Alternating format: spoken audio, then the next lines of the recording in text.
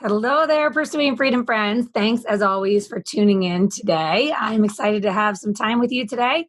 And I want to talk to you today about something that I geek out about every year around this time as we head into the fourth quarter of 2020. And that is the power of planning in your life and business in order to guarantee you're on track to build a life you don't need a vacation from. So, in my experience, there are three pillars to success. One is consistency with your business development or your lead generation, sales, whatever you want to call it. The second is leveraging systems, time, amazing people, and more. And then the third, you guessed it, is planning. So planning is made up of three critical components: reflection, vision, and one of the most dreaded words in the real estate industry, scheduling.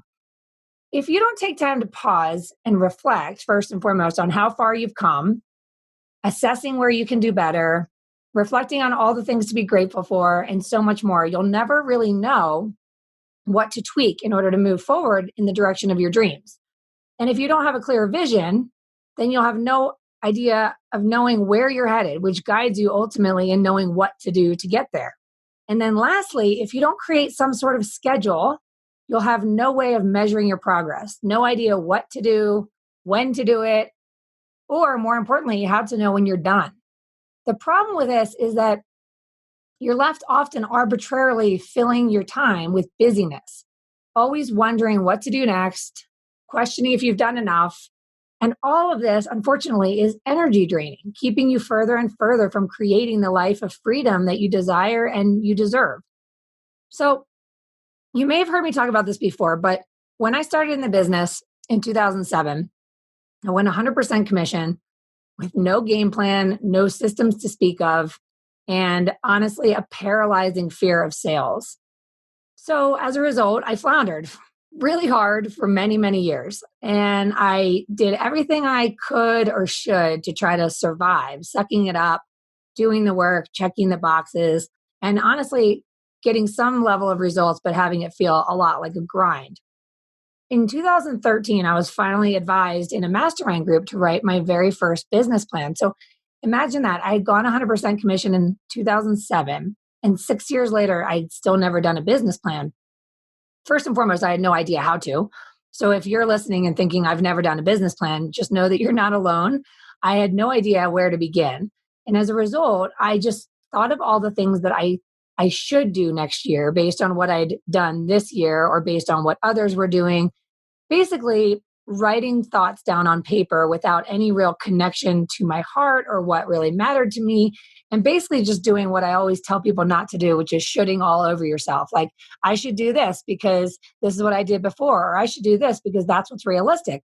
But the reality is, I didn't even believe in what I was writing down because I'd never taken the time to do the reflection on what really mattered to me, to look back on how far I'd come, to ask myself where I was in my journey in life and how was the business serving that lifestyle vision, and whether or not I was on track to creating predictable results in my business or if I was just winging it. So in essence, I wrote down all these goals and wrote out this plan without any real tether to what truly mattered to me.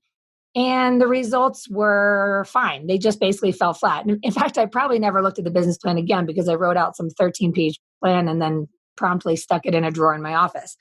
The reality is I had no clear compass. I was filled with fear, like so many of us: fear of failure, fear of writing down goals that I couldn't truly accomplish, fear of what others would think of me, fear that my goals would be unrealistic. And so as a result, I just played small. Like, I would write down goals that I thought were easy to attain, but didn't challenge me, didn't push me. And as a result, I just kind of continued going through the motions. I never really felt I had any control over the outcome in this business. I just figured I'd run around loving on people and that would be enough. And it would just be some magical organic success. Well, I hate to tell you this as a person who avoided planning and structure for far too long, that once I adopted a simple one-page business plan formula at the end of 2014 going into 2015, not only did I see my business more than double the following year, but I also started to see many of my lifelong dreams coming true. And it was unreal to see that when I put pen to paper, not just thinking my goals into existence, but truly pausing to reflect and look back and do some deep dive questioning about just because I set a goal a year ago doesn't mean it still matters to me today. It may not be relevant, it may be obsolete. Or perhaps I achieved a goal and realized that it's actually not in alignment with how I want to live my life. So, the reflection piece I'm going to dig into on another podcast in the coming weeks, because I'm going to be spending a lot of time in the next couple weeks really trying to help you guys open your mind to the power of planning for success in order to truly enjoy the freedom that you were seeking to begin with.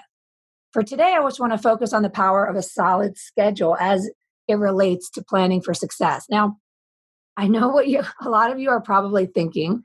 Um, I hate having a schedule. That's why I quit my job to be my own boss. Or I suck at keeping to a schedule, or it's impossible to keep to a schedule. The business doesn't allow for scheduling. But here's the thing, without at least a simple framework, a simple schedule, you'll actually find yourself working far longer hours than you ever did at your former job. Because with no game plan for what you should do and when, or what you want to do and when, you actually waste a lot of time and energy making decisions every single day. Like you wake up in the morning and you didn't have a schedule in place. And so you have plenty of white space on your calendar. And before you know it, all that white space becomes filled with mindless, reactive, responding to emails, allowing appointments to fall onto your calendar wherever anyone else feels like it, with no boundaries, no direction set out by you, which in most cases leads to letting everyone else's agenda decide how you're going to run your day, how you're going to run your business, and how you're going to run your life. And at the end of the day, you would just end up being a passenger in the back of everybody else's van. So the goal with having a simple schedule is that I want to encourage you to take the wheel, and I want you to believe that absolutely anything you decide you want to manifest in your life, anything you decide in the way of creating a business that supports your lifestyle vision is 100% available to you, but you became your own boss. So you have to write the rules. If you don't write any rules about how you're going to run your day, your week, your month, etc., then you'll show up a year from now in the same position you are today, wondering, what does the future hold? And why didn't I hit my goals last year? And what do my goals even mean to me? So I'm going to encourage you guys to use the coming months and the coming weeks to really pause and do some reflection to get clear on your vision, and then to ultimately organize yourself and your business to support that vision. So here's something I want you to think about. I've mentioned this before, but how often do you find yourself turning off your phone and becoming unavailable for someone else's agenda? What I mean by that is, imagine you're in a doctor's appointment or you're meeting with a client, you're in a closing, whatever the case might be. You don't feel bad about the fact that you're not compulsively checking your phone, checking your text messages, checking your emails, etc. It's not hard when you're respecting someone else's time, right? So you're in a listing appointment and you're not stressed about the messages coming in or the phone calls going to voicemail. It feels like a safe excuse after a meeting with somebody else to take a minute to respond it feels like a safe excuse to respond later when you consider that you're with a genuine appointment with someone else. Well, guess what? As a business owner, which is what you are if you're 100% commission, you must begin to respect your time as much as you respect everyone else's. This means that, for example, if lead generation, growing your business, is your first priority, which by the way it's your first priority is to generate business. Your second priority is to nurture that business. So if you have found yourself perpetuating a cycle of ups and downs in your business where you find yourself busy creating business when your business is slow, and then when the business comes in, you say to yourself, phew, I can stop working on the business development stuff because now I have business to nurture. And then what happens? 2 months later, your business dries up again and you get stressed out and you go to work and you figure out how to generate more business, and so on it goes. So if you can make business development your first priority, then you schedule it into every day. And before you get grossed out by the terminology lead gen or biz dev or anything else, because sometimes it sounds very impersonal and yucky and transactional, just know that I'm going to address this call reluctance here in a bit. The call reluctance around, all the sales training that tells us that we need to do lead generation activities every day, make the calls, write the notes, and see the people, and why so many of us get stuck with the actual execution of the tasks that show up on the quote unquote to-do list for success in real estate. But for now, let's just stay focused on the schedule and protecting your time. Okay. When you become self-employed, what was it that you were seeking? In most cases, I would suspect the answer was more freedom of some sort, either more flexibility with your schedule, more time freedom to be able to travel when you want to travel or to have time with your family, the freedom to grow your income without limit, the freedom to choose how you want to spend your day, et cetera, et cetera. So if you've been running your business without committing to any schedule, then the question is, how do you know when you're done for the day? I mean, how do you feel good about giving yourself the permission to enjoy the very freedom you were seeking?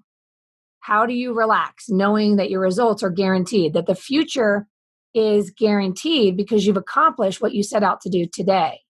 The fact of the matter is, you became your own boss because you wanted more control over your future. Yet far too many of you are feeling no control at all and avoiding the planning and the scheduling because we simply feel afraid that we don't truly have any control of the outcome. The fact of the matter is, you guys, every single one of us has the power to take the wheel of our life and our business and to be in the driver's seat, to be in control of our outcome, to make the growth of our business predictable and the management of that business in alignment with how we want to live our lives so that the business never consumes our life and that the results are predictable and guaranteed. So this is why having a simple game plan of knowing what it looks like to create that predictable growth in your business and having the time and energy to manage it, and more importantly, the time and energy to enjoy the life you create as a result of it. That's why it's also important.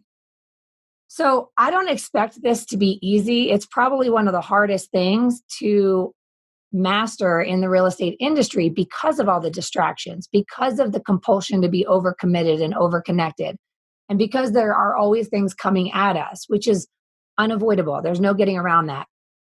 But if we don't practice protecting our time, setting boundaries, getting clear about what's important, and then honoring those boundaries, then we're never going to feel the control and we're never going to enjoy the very freedom we were seeking when we started. There's no excuse. You've got to become the CEO of your business. And it does take practice, but I promise you, if you're willing to do it, if you're willing to practice, you will find more energy, more productivity, more clarity, more focus, more joy, and more predictable results than ever before. And the best part is you'll actually work less because it will be crystal clear to know when you're done. That to me is freedom. And that's what we've been seeking all along, right? So in order to help you get organized, in order to help you master your day, master yourself first and foremost, and master your life and business, hop over to pursuingfreedom.com/resources and download a resource that I just created for you guys called Set for Success. It's the simple framework I have been using for years to organize my day, to organize my business, to better support my lifestyle vision, and ultimately create a lasting and sustainable business that's also really enjoyable. So before I let you go, I do want to address one item on the document that you're going to download, which is the daily phone calls and the epidemic of call reluctance in our industry. This just came up yesterday on a phone call with one of my coaching clients. So I feel it's really important to address. And I don't want you to download the resource and think, I know, I need to make calls and check the boxes and go through the motions and do the work, because that to me is a grind. And it's a grind because we've attached an agenda to the purpose of the phone call, which is that, I'm going to get referrals by making calls. And if I want to grow my business by referral, all I need to do is call my friends and family. But I just called my friends and family last month and talked about real estate. So I don't want to call them again and talk about real estate, right? And on it goes. It's all the mental mumbo jumbo that's holding us back from doing the activity that ultimately deepens relationships, which is what we're actually in the business of doing.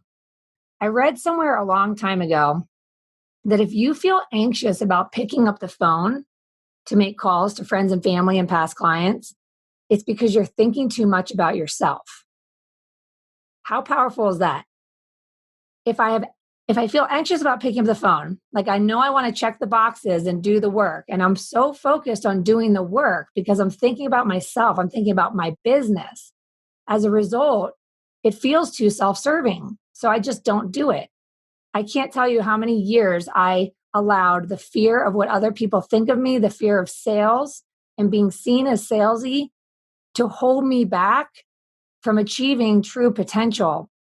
The potential that we have in this business is to impact the lives of the people we care about by delivering an incredible experience every single time. And if we're not keeping in touch with people, we're depriving them of the opportunity to receive the level of service that only you will deliver.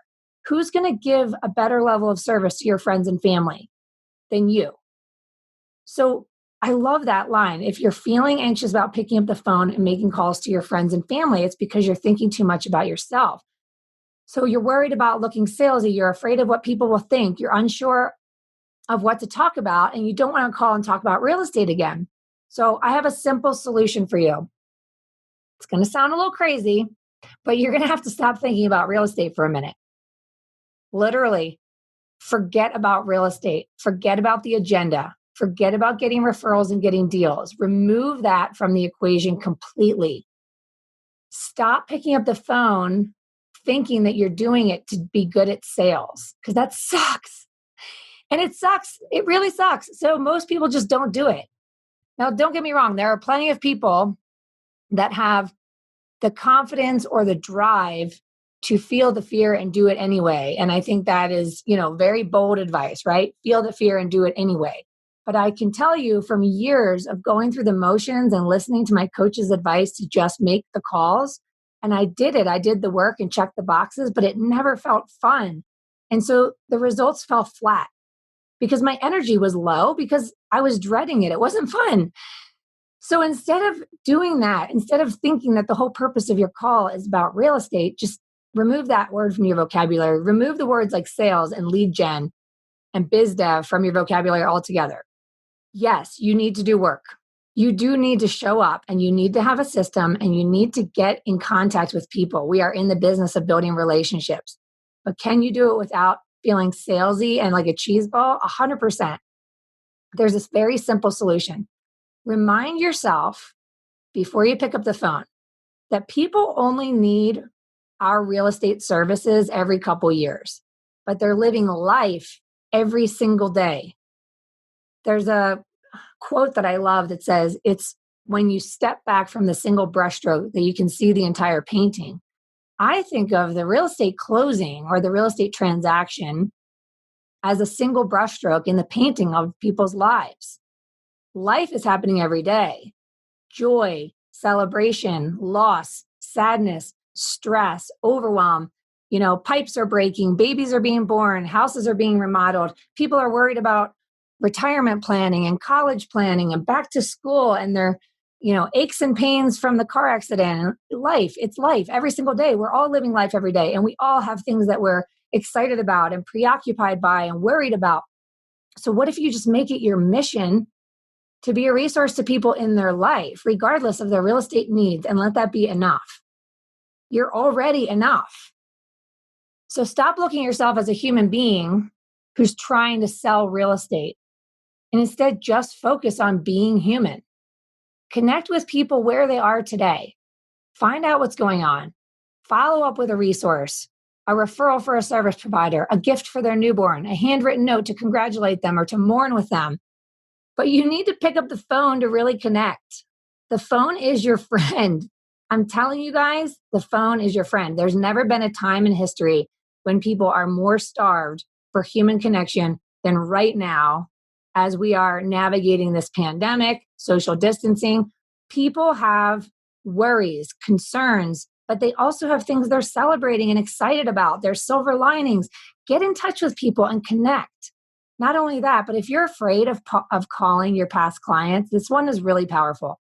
If you're afraid of calling your past clients because you don't want to be seen as salesy, because you're so worried about what they will think about you, I'm going to pose something for you to think about. Imagine one of those clients that you worked with in the past and you totally hit it off. You were either helping them buy or sell a home and you totally clicked. You laughed, you had fun, you developed a genuine connection. What's going to make them feel worse?